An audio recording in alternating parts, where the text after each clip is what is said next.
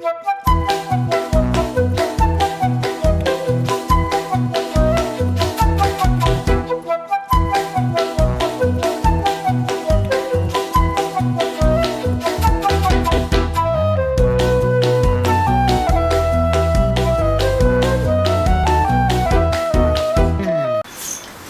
ವದಿ ನಮ್ಮ ಬೆಳಿಗುಂಡಸ್ ಕಿಚನ್ಗೆ. ಇವತ್ತು ನಾವು ನುಗ್ಗೆ ಸೊಪ್ಪು ತಗೊಂಡು ಅದರಲ್ಲಿ ಹೇಗೆ ಚಟ್ನಿ ಪುಡಿ ಮಾಡೋದು ಅಂತ ನೋಡಿ. ಯೂಶಲಿ ಒಬ್ಬೊಬ್ರು ಒಂದೊಂಥರ ಮಾಡ್ತಾರೆ. ನಾನು ಮೋಸ್ಟ್ ಆಫ್ ದ ನನ್ನ ಫ್ರೆಂಡ್ಸ್ ಕೇಳಿರೋದು ಆಲ್ಮೋಸ್ಟ್ ಎಲ್ಲರದು ಒಂದೇ ಥರ ಇದೆ. ನಾನು ಒಂದು ಸ್ವಲ್ಪ ಡಿಫ್ರೆಂಟಾಗೆ ಮಾಡ್ತೀನಿ. ಬನ್ನಿ ಏನೇನು ಯೂಸ್ ಮಾಡಿಕೊಂಡು ಹೇಗೆ ಮಾಡ್ತೀನಿ ಅಂತ ಹೇಳ್ತೀನಿ. ಸ್ವಲ್ಪ ಡಿಫ್ರೆಂಟಾಗಿರುತ್ತೆ ನಾನು ಮಾಡೋದು. ಬನ್ನಿ ಕೊನೆವರೆಗೂ ನೋಡಿ ವಿಡಿಯೋ. ಬನ್ನಿ ಈಗ ಏನೇನು ಐಟಮ್ ಬೇಕು ಅಂತ ಹೇಳ್ತೀನಿ. ಫಸ್ಟು ನುಗ್ಗೆ ಸೊಪ್ಪು, ಆಮೇಲೆ ನುಗ್ಗೆ ಸೊಪ್ಪು. ಇದು ನಾನು ಬಿಡಿಸಿ ತೊಳೆದು ನೆರಳಲ್ಲಿ ಆರ ಹಾಕಿದ್ದೀನಿ. ಇದನ್ನು ನಿಮ್ಗೆ ಆರ ಹಾಕೋದು ತುಂಬ ಈಸಿ. ನಿಮಗೆ ತುಂಬ ಆರ ಹಾಕೋಕ್ಕೆ ಜಾಗ ಎಲ್ಲೂ ಇಲ್ಲ ಅಂದರೆ ಓಪನ್ ಆಗಿ ಒಂದು ತಟ್ಟೆ ಒಳಗೆ ಫ್ರಿಜ್ಜಲ್ಲಿ ಇಟ್ಬಿಡಿ. ಸೊ ಇಷ್ಟ ಗರಿಗರಿಯಾಗಿ ಒಣಗೋಗಿದೆ ನೋಡಿ. ಆದರೂ ಇದನ್ನು ಫ್ರೈ ಮಾಡಬೇಕು ನಾವು ಇನ್ನೂ. ಸೊ ಇದು ಒಂದು ಬಟ್ಲಷ್ಟು ತೊಗೊಂಡಿದ್ದೀನಿ. ಇದಕ್ಕೆ ಇನ್ನು ಮಿಕ್ಕಿದ್ದ ಐಟಮ್, ಅದು ಮೇನ್ ಐಟಮ್ ಆಗಿತ್ತು. ಇನ್ನು ಮಿಕ್ಕಿದ್ದ ಐಟಮ್ ಹೇಳ್ತಾ ಬರ್ತೀನಿ. ಅದ್ರ ಜೊತೆಗೆ ಒಂದು ಸಣ್ಣ ಕಪ್ಪಷ್ಟು ಹುರುಳಿಕಾಳು ತೊಗೊಂಡಿದ್ದೀನಿ. ಹುರುಳಿಕಾಳು ಕೂಡ ತುಂಬ ಒಳ್ಳೆಯದು ಮೈಗೆ. ಇದು ಕೂಡ ಹೀಟು. ಸೊ ಅದಕ್ಕೋಸ್ಕರ ಬ್ಯಾಲೆನ್ಸಿಂಗ್ಗೆ ಪ್ರತಿಯೊಂದನ್ನು ನಾವು ಹಾಕೋಬೇಕು ಮಿಕ್ಕಿದ ಐಟಮು. ಈಗ ನೋಡಿ, ಇದರಲ್ಲಿ ಹುರುಳಿಕಾಳು ಒಂದು ಬಟ್ಲು ತೊಗೊಂಡಿದ್ದೀನಿ. ಹಾಗೆ ನಾನಿಲ್ಲಿ ಉದ್ದಿನ ಬೇಳೆ ತೊಗೊಂಡಿದ್ದೀನಿ, ಕಾಳು ಥರ ಇರೋದು. ಅದು ಒಂದು 2 ಟೇಬಲ್ ಸ್ಪೂನ್ ಅಷ್ಟಿದೆ. ಮತ್ತು ಹಾಗೆ ಶೇಂಗಾ ಬೀಜ, ಕಡಲೆಕಾಯಿ ಬೀಜ ಕೂಡ ತೊಗೊಂಡಿದ್ದೀನಿ. ಇದು ಕೂಡ ಹುರ್ಕೋಬೇಕು. ಹಾಗೆ ಹೆಸರುಬೇಳೆ ತಂಪು, ಸೊ ಹಾಗಾಗಿ ಹೆಸರುಬೇಳೆ ಹಾಕೋಬೇಕು. ಹಾಗೆ ಇಲ್ಲಿ ಜೀರಿಗೆ ಇಟ್ಕೊಂಡಿದ್ದೀನಿ, ಜೀರಿಗೆ ಮತ್ತು ಕೊತ್ತಂಬರಿ ಬೀಜ ಅದನ್ನು ಇಟ್ಕೊಂಡಿದ್ದೀನಿ. ಮತ್ತು ಒಂದು ಸ್ವಲ್ಪ ಮೆಂತ್ಯ, ಚೂರು ಮೆಂತ್ಯ ಹಾಕ್ಕೊಂಡ್ರು ಕೂಡ ತಂಪು. ಸೊ ಹಾಗಾಗಿ ಒಂಚೂರು ಮೆಂತ್ಯ, ಅರಿಶಿನ ಮತ್ತು ಇಂಗು, ಮತ್ತು ಹುಳಿಗೆ ಹುಣಸೆ ಹಣ್ಣು, ಅದಕ್ಕೆ ಬ್ಯಾಲೆನ್ಸ್ ಮಾಡೋದಕ್ಕೆ ಬೆಲ್ಲ, ಮತ್ತು ಒಣಮೆಣಸಿನ್ಕಾಯಿ, ಇದು ಮತ್ತು ಉಪ್ಪು ಎರಡು ನಿಮಗೆ ಖಾರಕ್ಕೆ ಹೇಗೆ ಬೇಕೋ ಅನುಗುಣವಾಗಿ ಹಾಕ್ಕೊಳ್ಳಿ. ಒಂದು ಸ್ವಲ್ಪ ಖಾರ ಹೆಚ್ಚು ಕಮ್ಮಿ ಆಯಿತು ಅಂದರೆ ಏನೂ ಪ್ರಾಬ್ಲಮ್ ಇಲ್ಲ. ಬಟ್ ಇದಕ್ಕೆ ಹಾಕಬೇಕಾಗಿರೋದು ಒಣಮೆಣಸಿನ್ಕಾಯಿ ಮತ್ತು ಇದು. ಬನ್ನಿ ಈಗ ಹೇಗೆ ಮಾಡೋದು ಪ್ರೋಸೆಸ್ ಅನ್ನೋದನ್ನು ಕೂಡ ತಿಳ್ಕೊಳ್ಳೋಣ. ಪ್ರತಿಯೊಂದನ್ನು ಮಿಸ್ ಮಾಡಿದೆ ನೋಡಿ. ನಾನು ಪ್ರತಿಯೊಂದು ಇಂಗ್ರೀಡಿಯೆಂಟ್ಸ್ ಹಾಕಿದಾಗೂ ಕೂಡ ಅದರದ್ದು ಏನು ಉಪಯೋಗ ಅಂತ ಕೂಡ ಹೇಳ್ತೀನಿ. ಬನ್ನಿ ಮೊದಲಿಗೆ ನಾವು ಸ್ಟವ್ ಹಚ್ಕೊಳ್ಳೋಣ. ಸ್ಟವ್ ಹಚ್ಕೊಂಡು ಇದಕ್ಕೆ ಚೂರು ಎಣ್ಣೆ ಹಾಕ್ಕೊತೀನಿ. ತುಂಬ ಬೇಡ, ಒಂದು 1/4 ಸ್ಪೂನಷ್ಟು ಹಾಕ್ಕೊಂಡು ಈ ಸೊಪ್ಪನ್ನ ಹಾಕ್ಕೊತೀನಿ. ನೀವು ಹಸಿದು ತೊಳೆದ್ಬಿಟ್ಟು ಇಮಿಡಿಯೇಟಾಗಿ ಬೇಕಾದ್ರೂ ಹಾಕ್ಕೋಬೋದು, ಹುರಿಯೋದು ತುಂಬ ಲೇಟ್ ಆಗುತ್ತೆ. ಸೊ ನಾನು ಹಾಗೆ ಇದನ್ನು ಹಾಕ್ಕೊತೀನಿ. ನೋಡಿ ಎಷ್ಟು ಆಲ್ಮೋಸ್ಟ್ ಗರಿ ಇದೆ. ಇನ್ನೂ ಇದು ಸ್ವಲ್ಪ ಗರಿ ಆಗಬೇಕು, ಕೆಲವೊಂದೆಲ್ಲ ಗರಿ ಆಗಿರಲ್ಲ. ಸೊ ಇದನ್ನು ನಾವು ಫಸ್ಟು ಫ್ರೈ ಮಾಡ್ಕೊಳ್ಳೋಣ. ಇದು ಹೀಗೆ ನೆರಳಲ್ಲೇ ಒಣಗಿಸೋದ್ರಿಂದ ನಮಗೆ ಇದು ಹಸಿರು ಕಲರು ಹಾಗೆ ಉಳ್ಕೊಳ್ಳುತ್ತೆ.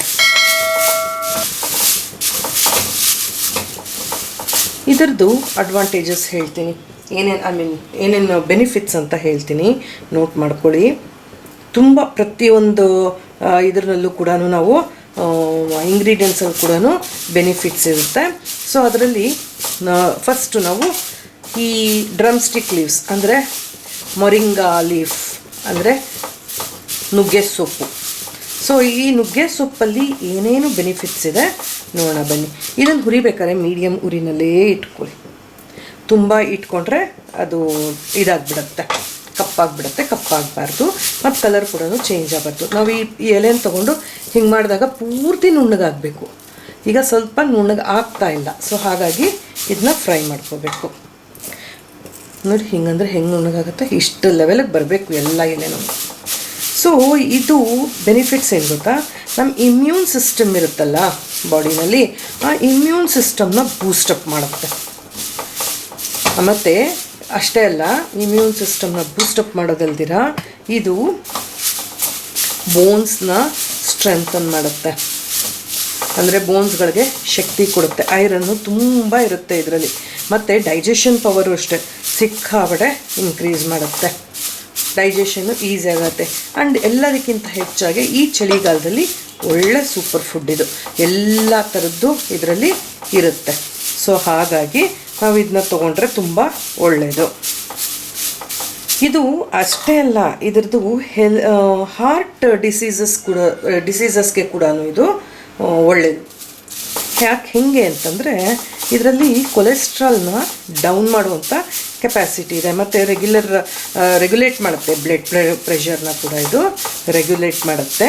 ಸೊ ಹಾಗಾಗಿ ಇದು ಹಾರ್ಟ್ ಹೆಲ್ತ್ ಕೂಡ ಒಳ್ಳೆಯದು, ಮತ್ತು ಹಾಗೆ ಬ್ಲಡ್ ಶುಗರ್ನ ಕೂಡ ಇದು ಕಂಟ್ರೋಲ್ ಮಾಡುತ್ತೆ. ಇನ್ಸುಲಿನ್ನ ಇಂಪ್ರೂವ್ ಮಾಡುತ್ತಂತೆ, ಸೆನ್ಸಿಟಿವಿಟಿ ಅಂದರೆ ಇನ್ಸುಲಿನ್ನ ಬ್ಯಾಲೆನ್ಸ್ ಮಾಡುತ್ತೆ ಅಂತ ಕೂಡ ಹೇಳ್ತಾರೆ. ಮತ್ತು ನಮಗೆ ಸ್ಕಿನ್ ಹೆಲ್ತ್ ಇರ್ಬೋದು, ಹೇರ್ ಹೆಲ್ತ್ ಇರ್ಬೋದು, ಇದಕ್ಕೆಲ್ಲ ಕೂಡ ತುಂಬ ಒಳ್ಳೆಯದು. ಲೀವರ್ ಕೂಡ ಪ್ರೊಟೆಕ್ಟ್ ಮಾಡುವಂಥ ಪ್ರಾಪರ್ಟಿ ಇದರಲ್ಲಿ ಇದೆ. ಸೊ ಅದಕ್ಕೆ ನಾನು ಹೇಳಿದಾಗಲೇ ಇದೊಂಥರ ಸೂಪರ್ ಫುಡ್ ಇದ್ದಂಗೆ ಅಂತ. ಬನ್ನಿ, ಈಗ ನೋಡಿ ಫುಲ್ಲು ಗರಿಯಾಗಿದೆ, ಹಿಂಗಂದರೆ ಫುಲ್ಲು ನುಣ್ಣಗಾಗಿ ಹೋಗ್ತಾ ಇದೆ. ಸೊ ಇಷ್ಟೇ ಸಾಕು.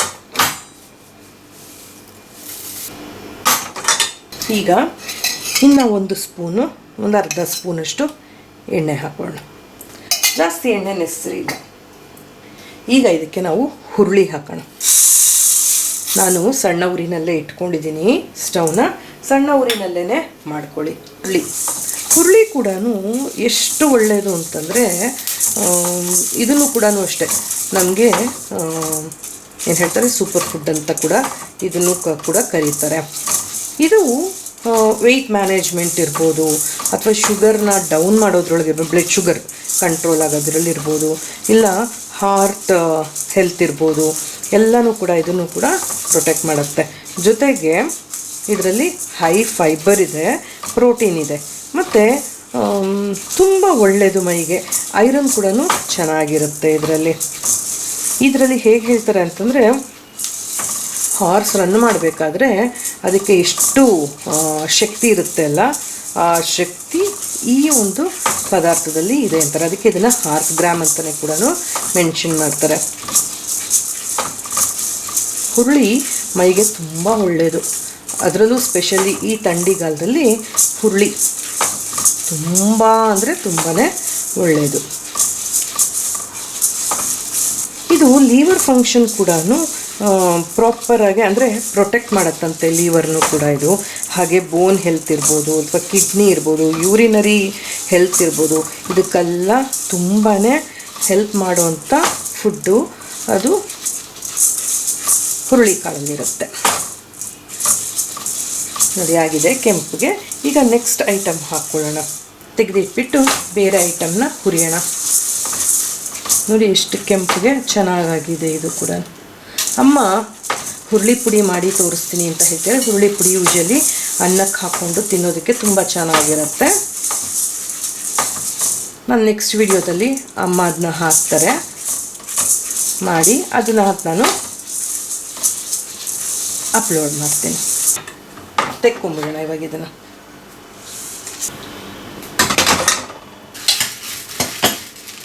ಈಗ ಬನ್ನಿ, ನಾನು 2 ಸ್ಪೂನು ಉದ್ದಿನ ಬೇಳೆ ತೊಗೊಂಡಿದ್ದೀನಲ್ಲ ಅದನ್ನ ಹಾಕೊಳ್ಳೋಣ.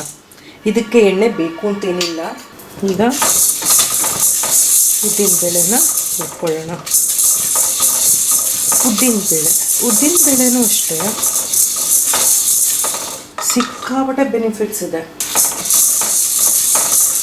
ಮೇನ್ ಕೀ ಬೆನಿಫಿಟ್ಸ್ ಏನೇನು ಗೊತ್ತಾ, ಡೈಜೆಸ್ಟಿವ್ ಹೆಲ್ತನ್ನು ಅದು ತುಂಬ ಚೆನ್ನಾಗಿ ಇಂಪ್ರೂವ್ ಮಾಡುತ್ತೆ. ಅಂದರೆ ಎವ್ರಿಡೇ ಬೆಳಗ್ಗೆ ಮೋಷನ್ ಇರ್ಬೋದು, ಅದೆಲ್ಲನೂ ಹೆಲ್ಪ್ ಮಾಡುತ್ತೆ. ಕಾನ್ಸ್ಟಿಪೇಷನಿಂದ ದೂರ ಆಗೋ ಥರ ಮಾಡುತ್ತೆ. ನಾವು ಯೂಶಲಿ ಸೌತ್ ಇಂಡಿಯನ್ ಫುಡ್ಸಲ್ಲಿ ಕಡಲೆಬೇಳೆ, ಉದ್ದಿನಬೇಳೆ ಎವ್ರಿಡೇ ಯೂಸ್ ಮಾಡ್ತಿರ್ತೀವಿ ಅಲ್ವಾ. ಅದರ ಜೊತೆ ಇದೊಂದು ಪೌಡರ್ನ ನಾವು ಚೆನ್ನಾಗಿ ಹೆಲ್ದಿಯಾಗಿ ಇಟ್ಕೋಬೇಕು ಅಂತಂದರೆ, ಅಂದರೆ ಹೆಲ್ತಿಯಾಗಿ ಪ್ರೋಸೆಸ್ ಮಾಡಬೇಕು ಅಂದರೆ ಇದೆಲ್ಲ ಕೂಡ ಹಾಕ್ಕೊಂಡ್ರೆ ನಿಮಗೆ ದಿನಕ್ಕೆ ಒಂದು ಚೂರು ಅದನ್ನ ಕಲಿಸ್ಕೊಂಡು ತಿನ್ನಿ. ಈ ಥರ ಪೌಡರ್ನ ಮೈಗೆ ತುಂಬ ಒಳ್ಳೆಯದು. ಇದು ಮಸಲ್ ಹೆಲ್ತ್ ಕೂಡ ರಿಪೇರ್ ಮಾಡುತ್ತಂತೆ. ಮಸಲ್ ಇವಾಗ ಎಲ್ಲೋ ಒಂದು ಕಡೆ ಮಸಲ್ ಟೇರ್ ಆಗಿದೆ ಅಥವಾ ಏನೋ ಒಂದು ಆಗಿದೆ ಮಸಲ್ಗೆ ಅಂದರೆ ಅದು ಕೂಡ ಇದು ರಿಪೇರ್ ಮಾಡುತ್ತಂತೆ. ಬ್ಲಡ್ ಶುಗರ್ನ ಮ್ಯಾನೇಜ್ ಮಾಡುತ್ತಂತೆ. ಸ್ಕಿನ್ನು, ಹೇರು ಇದೆಲ್ಲ ಕೂಡ ಕೇರ್ ಮಾಡ್ತೀವಿ. ಎಲ್ಲದಕ್ಕಿಂತ ಯಾವುದು ಗೊತ್ತಾ, ವೆಯ್ಟ್ ಮ್ಯಾನೇಜ್ಮೆಂಟು. ಬಿಕಾಸ್ ಇದರಲ್ಲಿ ಫೈಬರ್ ತುಂಬ ಜಾಸ್ತಿ ಇರುತ್ತೆ. ಸೊ ಯಾವಾಗ ಇದು ಫೈಬರ್ ಜಾಸ್ತಿ ಇರುತ್ತೆ ಅಂಥ ಫುಡ್ ನಾವು ತೊಗೊಂಡಾಗ ನ್ಯಾಚುರಲಿ ಅದು ನಮಗೆ ವೆಯ್ಟ್ ಲಾಸ್ಗೆ ಇಂಪ್ರೂವ್ ಮಾಡುತ್ತೆ. ಈಗ ನೋಡಿ ಹುರಿತಾ ಇದ್ದೀವಿ. ಇದರ ಜೊತೆಗೇನೆ ಬೇಕಾದರೆ ನಾವು ಹೆಸರುಬೇಳೆ ಕೂಡ ಹಾಕ್ಕೋಬೋದು. ಯೂಶಲಿ ನಾವು ಕಡಲೆಬೇಳೆ ಹಾಕ್ತೀವಿ. ಈ ಸತಿ ನಾನು ಹೆಸರುಬೇಳೆ ಹಾಕ್ತಾಯಿದ್ದೀನಿ. ಹೇಳಿದೆ ಅಲ್ಲ ಯಾಕೆ ಅಂತ. ಯೂಶಲಿ ಎಲ್ಲ ಬೇಳೆಗಳು ಕೂಡ ಮೈಗೆ ಒಳ್ಳೆಯದು. ಪ್ರೋಟೀನ್ ಅಂತೂ ಸಿಕ್ಕಾಪಟ್ಟೆ ಇರುತ್ತೆ, ಅದು ಎಲ್ರಿಗೂ ಗೊತ್ತು. ಪ್ರೋಟೀನು ಸಿಕ್ಕಾಪಟ್ಟೆ ಇರುತ್ತೆ ಬೇಳೆಗಳಲ್ಲಿ. ಯೂಶಲಿ ನಾವು ಅಡೆ ದೋಸೆ ಮಾಡಿಕೊಂಡ್ರೆ ಈ ಥರ ಎಲ್ಲ ಮಾಡಿದ್ರೆ ನಾವು ಹೇಳ್ತೀವಲ್ವ, ಪ್ರೋಟೀನ್ ರಿಚ್ ಬ್ರೇಕ್ಫಾಸ್ಟ್ ಅಂತ. ಅದೇ ಥರನೇ ಇದು ಕೂಡ ಅಷ್ಟೇ. ಡೈಜೆಷನ್ ಇರ್ಬೋದು, ಅಥವಾ ಇಮ್ಯೂನ್ ಸಿಸ್ಟಮ್ ಇರ್ಬೋದು, ಅಥವಾ ವೆಯ್ಟ್ ಮ್ಯಾನೇಜ್ಮೆಂಟ್ಗಿರ್ಬೋದು, ಎಲ್ಲದಕ್ಕೂ ಹೆಲ್ಪ್ ಮಾಡುವಂಥದ್ದು ಬೇಳೆಗಳು. ಇದ್ರ ಜೊತೆಗೆ ನಮಗೆ ಹೆಸರುಬೇಳೆ ಸ್ವಲ್ಪ ತಂಪು. ಸೊ ತಂಪಾಗಿರೋದ್ರಿಂದ ನೀವು ಇವೆಲ್ಲ ಲೈಕ್ ಈ ಏನು ನುಗ್ಗೆ ಸೊಪ್ಪು, ಹುರುಳಿ ಇದೆಲ್ಲ ಹಾಕಿದ್ದೀವಿ, ಹೀಟಾಗಿರುತ್ತೆ. ಸೊ ಅದ್ರ ಜೊತೆಗೆ ಸ್ವಲ್ಪ ಬ್ಯಾಲೆನ್ಸಿಂಗಿಗೋಸ್ಕರ ನಾವು ಹೆಸರುಬೇಳೆ ಹಾಕ್ಕೊಂಡ್ರೆ ಒಳ್ಳೆಯದು.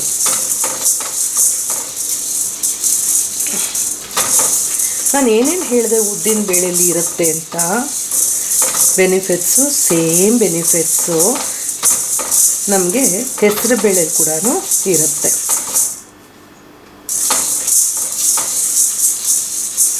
ಚೆನ್ನಾಗಿ ಈ ಥರ ಫ್ರೈ ಮಾಡ್ಕೊಳ್ಳಿ. ಈಗ ನೋಡಿ ಇದು ಕೆಂಪಗಾಗಿದೆ, ತೆಗೆದುಬಿಡೋಣ. ತುಂಬ ಯಾವುದನ್ನೇ ಆಗಲಿ ಕಪ್ಪು ಮಾಡೋಕ್ಕೆ ಹೋಗಬಾರ್ದು. ತುಂಬ ಆಗಲಿ ಅಂತ ಸಣ್ಣ ಉರಿನಲ್ಲೇ ಮಾಡ್ಕೋಬೇಕು. ಟೈಮ್ ತೊಗೊಳುತ್ತೆ ಒಂಚೂರು, ಬಟ್ ಪ್ರಾಪರಾಗೆ ಆಗುತ್ತೆ. ಸೊ ನಾವಿವಾಗ ಇದನ್ನ ತೆಕ್ಕೊಂಬಿಡೋಣ. ಈಗ ನೆಕ್ಸ್ಟ್ ಐಟಮ್ ಬಂದು ಕಡಲೆ ಬೀಜ, ಶೇಂಗಾ ಬೀಜ. ಸೊ ಶೇಂಗಾ ಬೀಜ ಕೂಡ ಅಷ್ಟೇ. ಇದಕ್ಕೆ ಬೇಕಾದರೆ ನಾವು ಒಂಚೂರು ಆಯಿಲ್ ಹಾಕ್ಕೊಳ್ಳೋಣ.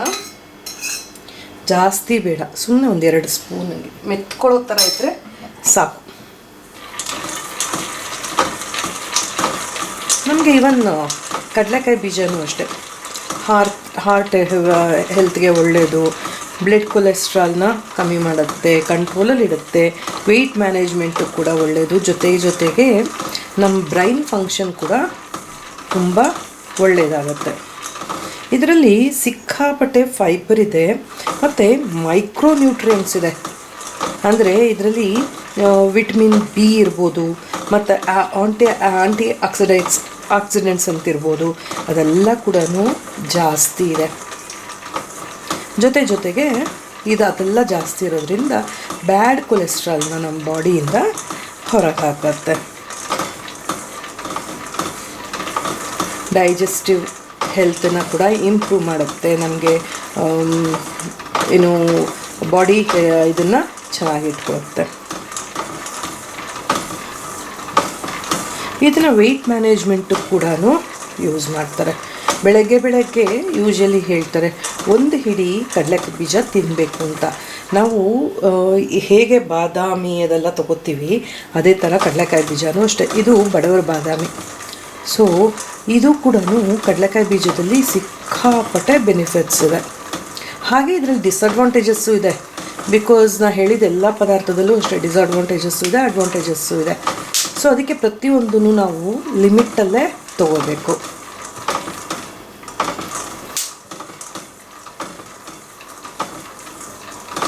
ಬೋನ್ ಹೆಲ್ತ್ ಕೂಡ ತುಂಬ ಒಳ್ಳೆಯದು ಕಡಲೆ ಬೀಜ. ಯಾಕೆಂದರೆ ಇದರಲ್ಲಿ ಕ್ಯಾಲ್ಶಿಯಮು, ಮೆಗ್ನೀಷಿಯಮು, ಫಾಸ್ಫರಸ್ಸು ಎಲ್ಲ ಜಾಸ್ತಿ ಇದೆ. ಮ್ಯಾಂಗನೀಸ್ ಕೂಡ ಇದೆ ಇದರಲ್ಲಿ.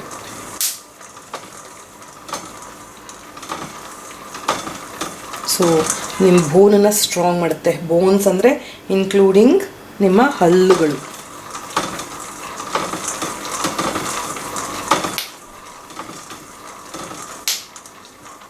ಸೊ ಇಷ್ಟೆಲ್ಲ ಇರುವಾಗ ನಾವು ಏನಕ್ಕೆ ಈ ಥರದ್ದೆಲ್ಲ ಮಾಡ್ಕೊಂಡು ತಿನ್ನಬಾರ್ದು ಅಲ್ವಾ? ಇದೊಂದು 3/4 ಭಾಗ ಆಗ್ತಾಯಿದೆ. ಇದ್ರ ಜೊತೆಗೇ ನಾನು ಮೆಂತ್ಯದ ಕಾಳು ಕೂಡ ಹಾಕ್ಕೊತೀನಿ. ಮೆಂತ್ಯ ಜಾಸ್ತಿ ಬೇಡ, ಏಕೆಂದರೆ ಸ್ವಲ್ಪ ಕಹಿ ಬಂದುಬಿಟ್ರೆ ಯಾರೂ ತಿನ್ನಲ್ಲ. ಒಂದು ಅರ್ಧ ಟೀ ಸ್ಪೂನಷ್ಟು ಹಾಕ್ಕೊಳ್ಳಿ ಸಾಕು.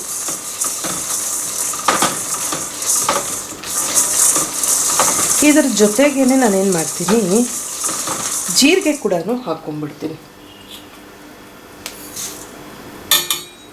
ಹಾಗೆ ಕೊತ್ತಂಬರಿ ಬೀಜನೂ ಹಾಕ್ಕೊತೀನಿ. ಕೊತ್ತಂಬರಿನೂ ಅಷ್ಟೇ ಸಿಕ್ಕಾಪಟ್ಟೆ ತಂಪು.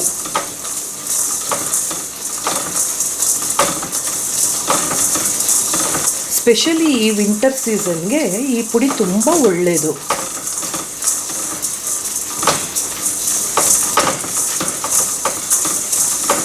ಈ ಚಳಿಗೆ ನಾವು ಮುದುರ್ಕೊಂಡು ಕೂತ್ಕೊಳ್ಳೋಣ ಅನ್ನೋ ಥರ ಅನಿಸುತ್ತೆ ಅಲ್ವಾ?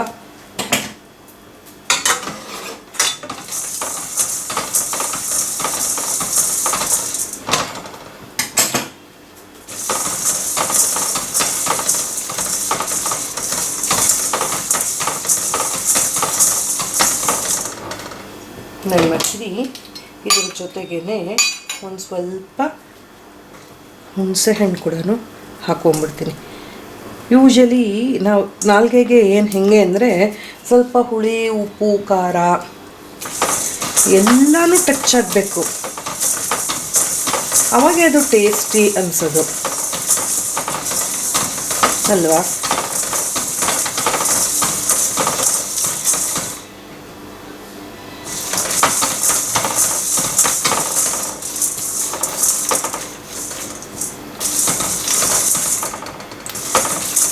ಯೂಶಲಿ ನಮಗೆ ಹುಣಸೆಹಣ್ಣು ಈ ಥರ ಹುರಿದು ಬಿಟ್ಟು ಹಾಕೋದ್ರಿಂದ ಮಿಕ್ಸಿಗೆ ಈಸಿಯಾಗೆ ಸಿಗುತ್ತೆ ಅಂತ ಅಷ್ಟೆ.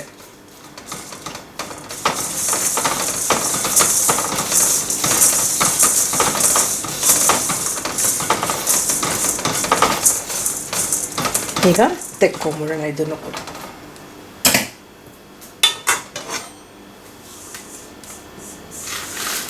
ಈಗ ಮೆಣಸಿನ್ಕಾಯಿ ಹಾಕ್ಕೊಳ್ತಾ ಇದ್ದೀನಿ. ಒಣಮೆಣಸು ಹಾಕಿದ್ಮೇಲೆ ಅಟ್ಲೀಸ್ಟ್ 1 ಸ್ಪೂನ್ ಎಣ್ಣೆ ಬೇಕೇ ಬೇಕು, ಇಲ್ಲಾಂದರೆ ಘಾಟ್ ಬಂದುಬಿಡುತ್ತೆ.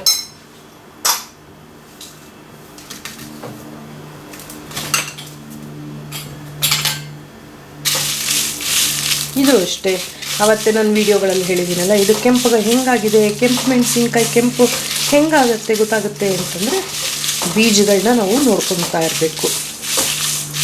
ಬೀಜ ಕೆಂಪಗೆ ಆಗ್ತಿದೆ ಅಂದರೆ ತೆಗೆದುಬಿಡಿ.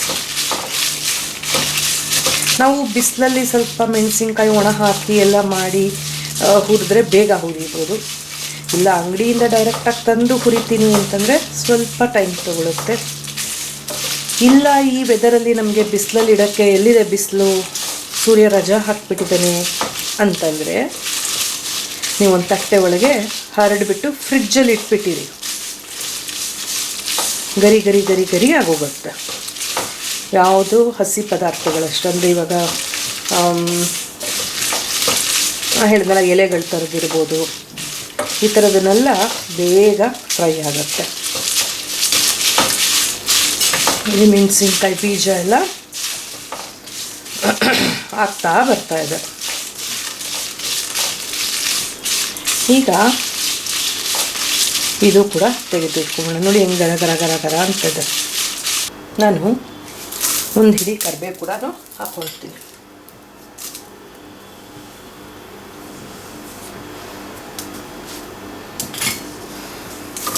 ಕರಿಬೇವು ಅಷ್ಟೇ ಚೆನ್ನಾಗಿ ಹುರ್ಕೊಂಬಿಡಿ. ಇದನ್ನು ಕೂಡ ನೀವು ಓಪನ್ನಾಗಿ ಫ್ರಿಜ್ಜಲ್ಲಿ ಇಟ್ಟು ಗರಿ ಗರಿ ಮಾಡಿ ಹುರಿಬೋದು, ಬೇಗ ಆಗುತ್ತೆ.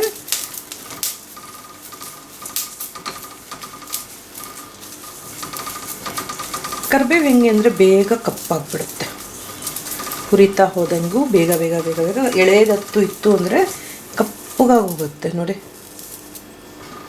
ಇಷ್ಟು ಬೇಗ ಕಪ್ಪಾಗಿ ಹೋಗುತ್ತೆ ಗೊತ್ತಾ. ಅಲ್ಲಿಗೂ ನೋಡಿ ನಾನು ಸಣ್ಣ ಉರಿಗೆ ಇಟ್ಟಿರೋದು. ಸೊ ಇದ್ರ ಜೊತೆಗೇ ಬೇಕಾದರೆ ನಾವು ಒಣ ಕೊಬ್ಬರಿನೂ ಹಾಕೋಬೋದು. ಒಂದು ಕೊಬ್ಬರಿ ನಾನಿಲ್ಲಿ 1 ಬಟ್ಲು ತೊಗೊಂಡಿದ್ದೀನಿ.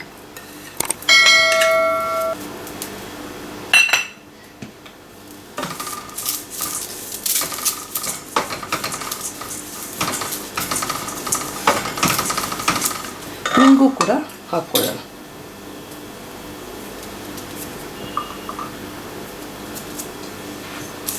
ಲಾಸ್ಟಲ್ಲಿ ಅರಿಶಿನ ಹಾಕ್ಕೊಳ್ಳೋಣ.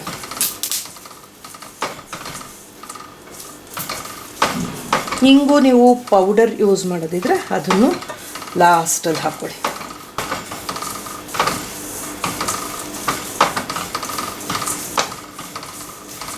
ಈ ಚಳಿಗಾಲಕ್ಕೆ ಈ ಒಣ ಕೊಬ್ಬರಿ ಇರುತ್ತಲ್ಲ, ಇದರದ್ದು ಎಣ್ಣೆ ಅಂಶ ನಮ್ಮ ಬಾಡಿಗೆ ಬೇಕು. ಇಲ್ಲ ಅಂದರೆ ಸಿಕ್ಕಾಪಟ್ಟೆ ಒಡೆಯುತ್ತೆ ಮೈ.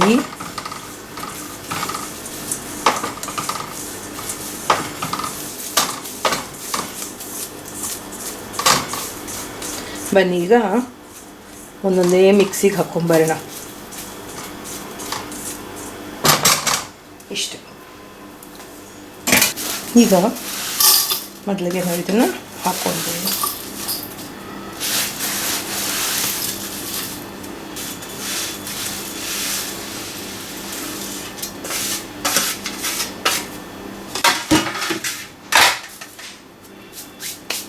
ಇದನ್ನು ಫಸ್ಟ್ ಮಿಕ್ಸಿಗೆ ಹಾಕ್ಕೊಂಡ್ಬರ್ತೀನಿ. ನೋಡಿ, ಈ ಥರ ಅವಳಿ ಚೌಳಿಗೆ ಮಾಡ್ಕೊಳ್ಳಿ. ಫಸ್ಟ್ಗೆ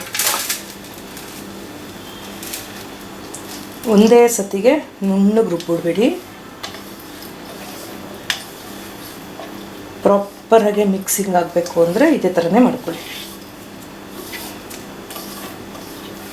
ಮಿಕ್ಸಿಂಗ್ ಹಾಕ್ಕೊಳ್ಳಿ.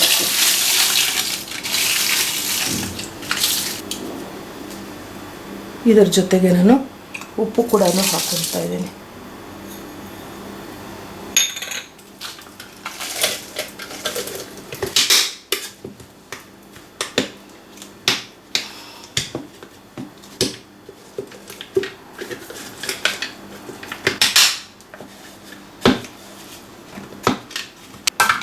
ಇದು ಅಷ್ಟೇ ನೋಡಿ. ಹೀಗೆ ಯಾವುದು ಮೊದಲನೇ ಸತಿಗೆ ನಾವು ನುಣ್ಣಗೆ ರುಬ್ಬಾರ್ದು. ಪಲ್ಸ್ ಕಡೆಗೆ ಹಾಕ್ಕೊಂಡ್ರೆ ಸ್ವಲ್ಪ ಸ್ವಲ್ಪನೇ ರುಬ್ಕೊಂಡ್ರು ಓಕೆ. ಫೈನಲಿ ಸೊಪ್ಪು.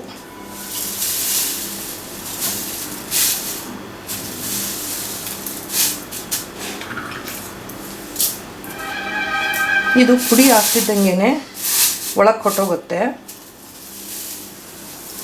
ನೋಡೋಕ್ಕೆ ಹಿಂಗೆ ಕಾಣಿಸ್ತಿರುತ್ತೆ. ಇದನ್ನು ಹಾಕ್ಕೊಂಡ್ಬಿಡ್ತೀನಿ.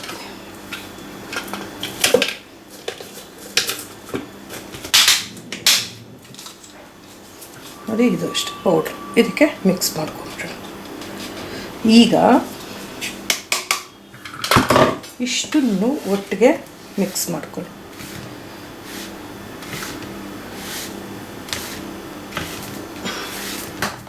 ಯೂಶಲಿ ಹೀಗೆ ಎತ್ತಿಟ್ಕೊಂಡ್ಬಿಡ್ತಾರೆ, ಆದರೆ ಇನ್ನೂ ಸ್ವಲ್ಪ ಪುಡಿ ಪುಡಿ ಬಾಯಿಗೆ ಸಿಗ್ತಿರುತ್ತಲ್ಲ, ಅದು ಚೆನ್ನಾಗಿರಲ್ಲ.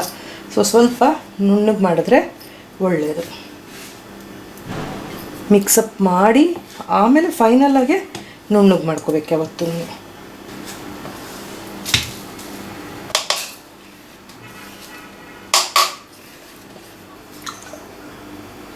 ಎಣ್ಣೆ ಹಾಕ್ಕೊಳ್ಳೋಣ. ಸ್ವಲ್ಪ ಒಂದೆರಡು ಟೇಬಲ್ ಸ್ಪೂನ್ ಅಷ್ಟೇ ಹಾಕ್ಕೊಳ್ಳಿ.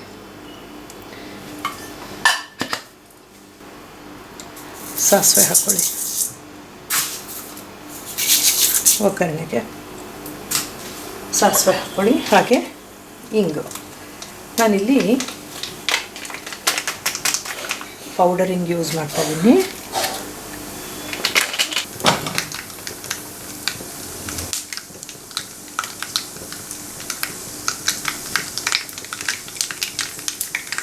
ಅನ್ನ ಕಲಿಸ್ಕೊಂಡು ತಿಂದರೆ ತುಂಬ ಚೆನ್ನಾಗಿರುತ್ತೆ. ತುಪ್ಪ ಹಾಕ್ಕೊಂಡು ಬಿಸಿ ಬಿಸಿ ಅನ್ನಕ್ಕೆ ಸೂಪರ ಇರುತ್ತೆ. ನಾನು ಕಡಲೆಬೇಳೆ ಉದ್ದಿನ ಬೇಳೆ ಕೂಡ ಹಾಕಿದ್ದೀನಿ.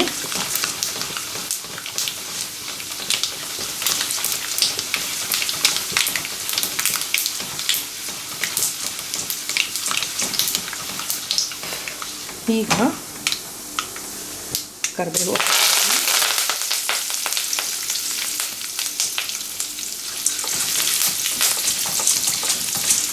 ಸ್ಟವ್ ಆರಿಸ್ಕೊಂಬಿಡಿ. ಇದಿಷ್ಟನ್ನು ಇದಕ್ಕೆ ಹಾಕ್ಕೊಳ್ಳೋಣ.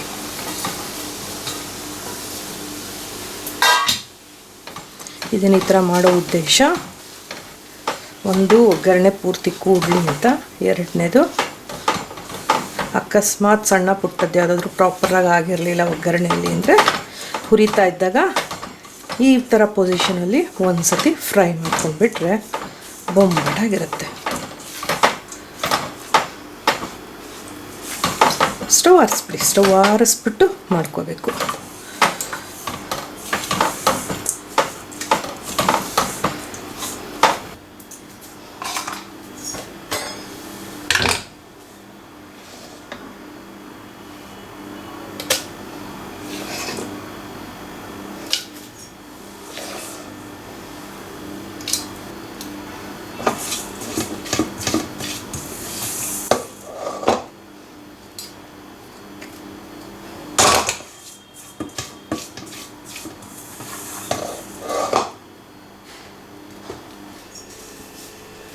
ಇಷ್ಟೇ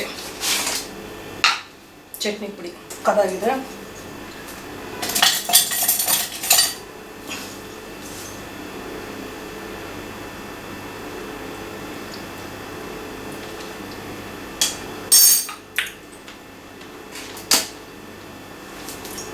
ಚಕ್ಕದಾಗಿದೆ,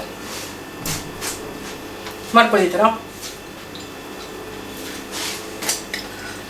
ನುಗ್ಗೆ ಸೊಪ್ಪು ಯಾರು ತಿನ್ನಲ್ಲ ಅಂದರೆ ದಿಸ್ ದ ಬೆಸ್ಟ್ ವೇ ಕೊಡೋದಕ್ಕೆ ಅವ್ರಿಗೆ, ಮಕ್ಕಳಿಗಾಗಿರ್ಬೋದು, ಮನೇಲಿ ತಿಂದೇ ಇರೋರಾಗಿರ್ಬೋದು, ಅವೆಲ್ಲ this is the best way ಕೊಡೋದು. ಸೊ ಒಂದು ಸತಿ ಮಾಡ್ಕೊಳ್ಳಿ ಈ ಥರ. ಚೆನ್ನಾಗಿದೆ, ಖಾರವಾಗಿ ಸಕ್ಕತ್ತಾಗಿದೆ.